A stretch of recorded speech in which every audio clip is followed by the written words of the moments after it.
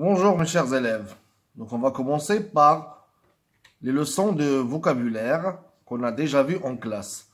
Les homonymes, les synonymes, les contraires et les suffixes. On commence par les homonymes. Donc c'est quoi les homonymes? Donc les homonymes, ce sont des mots qui se prononcent de la même façon, mais ils ont un sens différent. Ils ne s'écrivent pas de la même façon, bien sûr, ils n'ont pas la même orthographe. Par exemple, une cour de récréation, le cours de mathématiques. Une cour de récréation, on parle d'un lieu où jouent les enfants à l'école. Le cours de mathématiques, on parle de la leçon de mathématiques. Donc, le premier est non féminin, le deuxième est un nom masculin. Donc, ils ne s'écrivent pas pareil. Les synonymes. Les synonymes, ce sont des mots qui ont un sens proche. Un mot peut avoir plusieurs sens, donc il peut avoir plusieurs synonymes aussi. Et ils ont la même classe grammaticale. Donc, si on a un verbe, on doit chercher un verbe. Si on a un nom, on doit chercher un nom, et ainsi de suite. Exemple, je suis content. Donc, l'adjectif content, on peut dire je suis satisfait, je suis ravi, je suis gai. Donc, il a plusieurs synonymes. Aidez-vous avec les dictionnaires pour trouver les synonymes. Les contraires. Les contraires, ce sont les antonymes. Donc, on peut dire antonyme ou contraire. Ce sont des mots qui ont un sens opposé. Donc, ils ont la même classe grammaticale, comme les synonymes. Exemple, monter, descendre. Donc, c'est un verbe. Nouveau, ancien. Adjectif, adjectif. Ils sont complètement différents.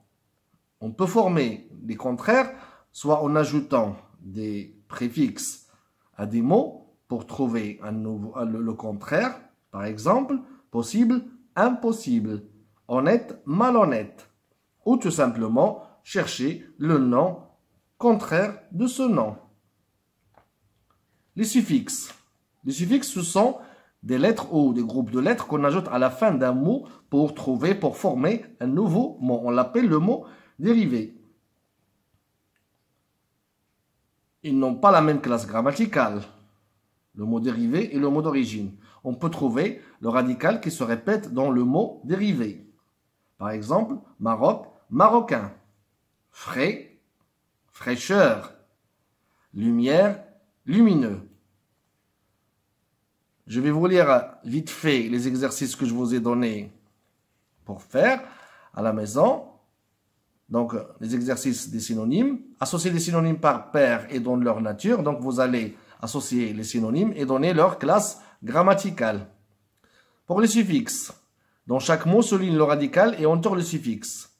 Deuxième exercice, classe les mots en fonction de leur nature. Donc, vous avez dans la première liste des noms, des adjectifs et des adverbes. Vous allez mettre chaque mot dans sa classe grammaticale.